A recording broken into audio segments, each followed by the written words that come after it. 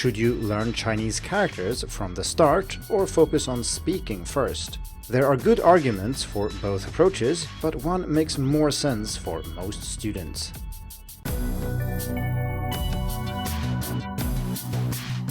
Hello and welcome to the Hacking Chinese podcast. In this week's episode, we are going to tackle one of the most contentious issues in Chinese language education, namely when to introduce the written language. It should be noted that we're talking about learning Chinese as a second language here, because native speakers, of course, are fluent in the spoken language when they start tackling the written language seriously. When teaching foreigners, though, the standard approach is to teach the spoken and written language in parallel. This means that when you learn a phrase, you're not only required to understand it in spoken conversations and use it yourself, you're also expected to learn to read the characters and write them, perhaps even by hand. This means that there are two different approaches here. So either we focus on the spoken language first, like native speakers do, and then introduce the characters later, or we learn everything together in parallel. Naturally, if we decide to delay learning characters, there are also many secondary questions. For example, how long do we delay it? I mean, just because native speakers learn to speak and listen for several years before they start learning the written language seriously, this doesn't necessarily make sense for us as second language learners. So these are the types of questions we're going to explore in this episode, with the goal of helping you as a student to choose an approach that suits you, or if you're a teacher, to choose an approach that suits your students.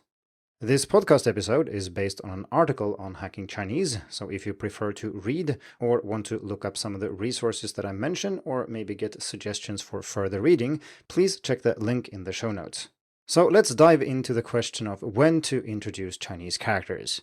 Many teachers have strong opinions about this. Some say that you have to introduce characters from day one because otherwise the spoken language doesn't make sense or you're missing an essential part. Others say that you should delay learning characters because it overloads the students, and there are no real downsides with introducing the characters a little bit later, giving more room to focus on the spoken language.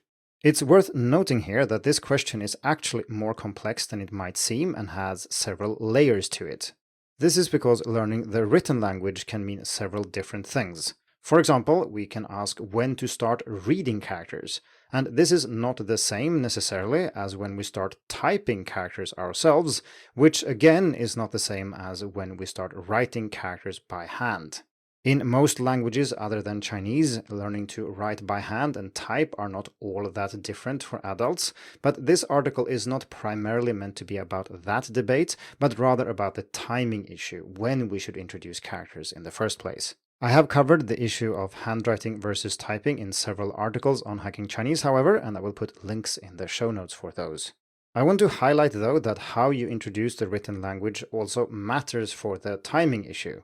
As mentioned, one of the main reasons to delay the introduction of Chinese characters is so that you as a student can focus more on the spoken language first. This means that it matters how you introduce the written language when you do so. For example, learning to recognize characters is much faster than learning to write them by hand, so if you want to be able to focus on the spoken language but still introduce the written language as well, it makes sense to focus more on recognition rather than production, at least initially. In a similar vein, if you want to write, it makes more sense to focus on typing over handwriting because that's faster to learn, and you can always go back and learn to write characters by hand later if you want to. So I think the argument for delaying Chinese characters is pretty simple. It's mostly about opportunity cost. If we spend all that time on characters, we have less time to spend on the spoken language. This, however, assumes that there are no serious downsides with not learning characters from day one, and there are lots of people who claim that there are such downsides. One of the most common ones is that words and syllables in Chinese sound very similar to each other compared to in English, and this is not just an illusion or a learner effect. The sound inventory, i.e. the possible sounds in Mandarin, are indeed much fewer than the possible sounds in English, so things really do sound more similar.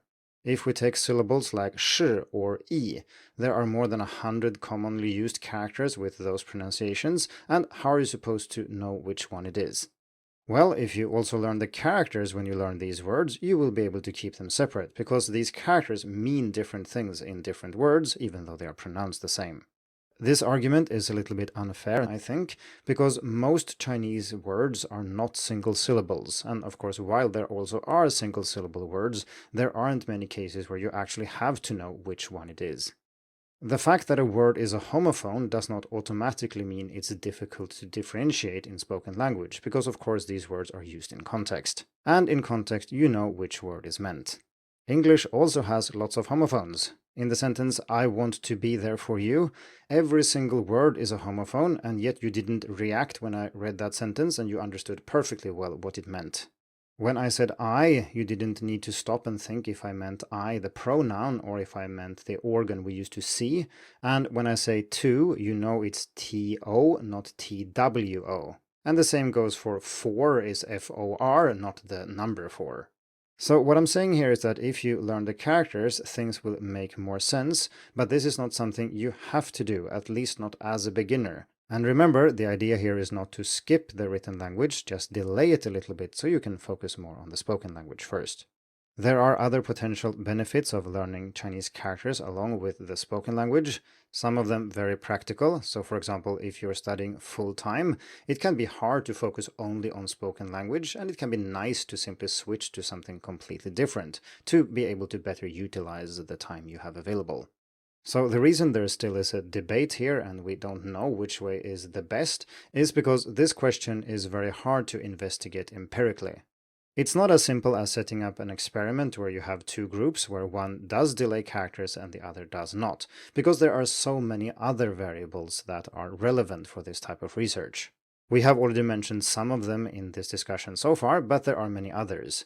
So for example, how long is the delay? When do you start reading characters? What about typing? Or are we maybe talking about handwriting here as well? And what's the curriculum like anyway? Because this type of teaching doesn't happen in a vacuum. Who are the students? And who's teaching them? And what method is this teacher using? And what method are the students using when they are learning the spoken and written language? And finally, one of the trickier questions is, how do we assess progress? How much do they learn and how do we measure and assess this? So this is not easy, but that doesn't mean that people haven't tried, of course.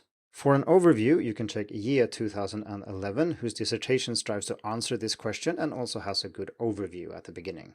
I have also added other references to the end of the article on Hacking Chinese, so please check that out if you want more reading. One thing that people who research this topic seem to agree on, though, is that delaying characters does have a positive impact on learning the spoken language, which is to be expected because we have more time to spend on it. So if we weigh the pros and cons of delaying learning Chinese characters, I think the conclusion for most people in most cases should be pretty clear. Yes, it is a good idea to delay learning Chinese characters one way or another. I'll get back to that one way or another in a bit, but first I want to explain my conclusion here. The reason I recommend delaying learning Chinese characters is not because I don't like the writing system or I don't think it's useful for students or anything like that. It's just a matter of what the downsides are. Not knowing how to read and write is limiting, and it can also sometimes, as we discussed, be confusing to learn things that sound the same but are written with different characters, so they mean different things, both in compounds and when used as words individually. However, as we also touched on earlier, there is no harm in delaying this. When you learn your first shi, it doesn't really matter that there are 15 or 100 other shi that mean different things. Naturally, as an intermediate or even advanced student, you should figure out what the difference is between these because it will be very hard to keep them separate if you don't, but like I said, if you only have encountered one of them, it's not an issue. Just in the homonym sentence I used in English earlier, you don't really need to learn that I in English can also be the organ we use to see. You learn that it is a pronoun first, and then later when you encounter the other I that is pronounced the same way, but obviously spelled differently, then you can learn about that one. But as a pure beginner, you only need one of these, and this is also the case most of the time in Chinese. So the point here is that there isn't any serious cost associated with learning Chinese characters a little bit later. There is, however, a very big cost associated with neglecting the spoken language early on, because if you learn something incorrectly, you don't focus on tones, you don't listen enough as a beginner, you might cement habits that are then harder to change. The written language is not really like that. Just because you learn characters later, it doesn't mean it will be harder to learn them. In fact, the opposite could be argued. You know more about the spoken language, and then writing the spoken language down using characters will be easier. And as I've also said, this is of course what native speakers do. The spoken language is not like that though, especially not pronunciation. If you, for example, guess how things are pronounced because you don't spend enough time listening or focusing on pronunciation early on, you are likely to get it wrong, and then you will do that repeatedly over weeks and months and maybe years. And then one day when you decide to go back and really focus on the spoken language, maybe your tones are all over the place or people find you hard to understand, it will actually be harder to learn pronunciation than learning it from scratch. You have already formed bad habits, and fossilization is a thing for pronunciation in foreign languages. And while this doesn't mean that it's impossible to fix your pronunciation, far from it, this can definitely be done, and I have done so myself. I mispronounced the third tone when I learned Chinese, and I was able to fix it after several years of getting it wrong. But it was not easy. And it would have been much easier if I had realized that earlier on and focused on it from the beginning.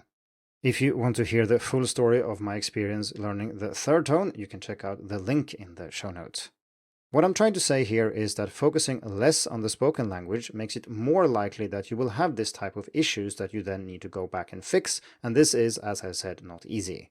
If you focus less on the written language early on though, this has no serious downsides, and when you start noticing that it is a drawback not knowing how to read and write characters, you can just start learning the writing system then, and it will be easier to do so, not like with pronunciation where it gets harder the longer you wait. So this is why I think it makes sense in most cases to delay introducing the writing system in favor of the spoken language.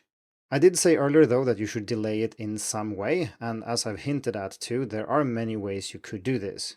The most extreme case would be to try to learn the spoken language entirely and only then learn Chinese characters, which would have some practical downsides. I mean, it's very difficult to interact and work in a Chinese-speaking environment, for example, without knowing how to read and write. It's harder to access resources and so on. But this would still be possible, at least in theory. That's not what most people, including myself, recommend though. I'm just saying that in general you should focus more on the spoken language.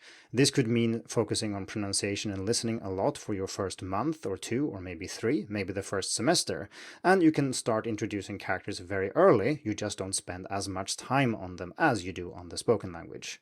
Another way of focusing on the spoken language earlier is to stagger things like flashcards. So for example, you learn to listen to understand spoken words first using listening flashcards, then you learn how to say them, and only then do you introduce reading and writing cards. And writing cards last then when you've done all of these other things. This is also a form of delaying Chinese characters, which could be used over days or weeks or months or whatever you prefer. For a more thorough look at how you can do this in a program like Anki, check the written article on Hacking Chinese. Before we wrap up this episode, I also want to highlight that I said listening before speaking and then also reading before writing, because reception or input is of course much more important than production or output. If you think about it, how are you supposed to be able to say things you haven't heard or write things you haven't read? And being exposed to new words and phrases just once in one context is not enough. You need it much more than that. So it makes sense in general to focus on input before output. There's a whole range of teaching and learning methods focusing on comprehensible input, so that means listening and reading that you can make sense of using the Chinese you have already learned, and many of these are suitable for zero beginners as well. It's a little bit off topic to cover this in this episode, which is already long enough, but I have put links in the show notes if you want to learn more. Let's end this episode by answering the question in the title. Should you learn to speak Chinese before you learn Chinese characters? And the answer is yes, at least you should focus more on the spoken language early on, and it's okay to not learn characters from the very beginning, or at least to cut down on the amount of time you spend with the written language. This is not because the spoken language is more important than the written language, or more interesting, or more useful, or anything like that. It's just that neglecting the spoken language, especially pronunciation early on, has some serious drawbacks, while delaying Chinese characters really doesn't have any serious drawbacks. So these were my thoughts on this topic. I'm curious what you think. If you are a student, what method are you using, or what did you do when you started out, and how did that work out for you? If you're a teacher, what approach do you use with your students and why? Do you think my arguments here hold up, or do you have some alternative perspective? Whatever the case might be, please head over to Hacking Chinese and leave a comment. Thank you for tuning in to the Hacking Chinese podcast. If you like this episode, please share it. More information and inspiration about learning and teaching Chinese can be found at hackingchinese.com. See you in the next episode, and until then, good luck with your studies.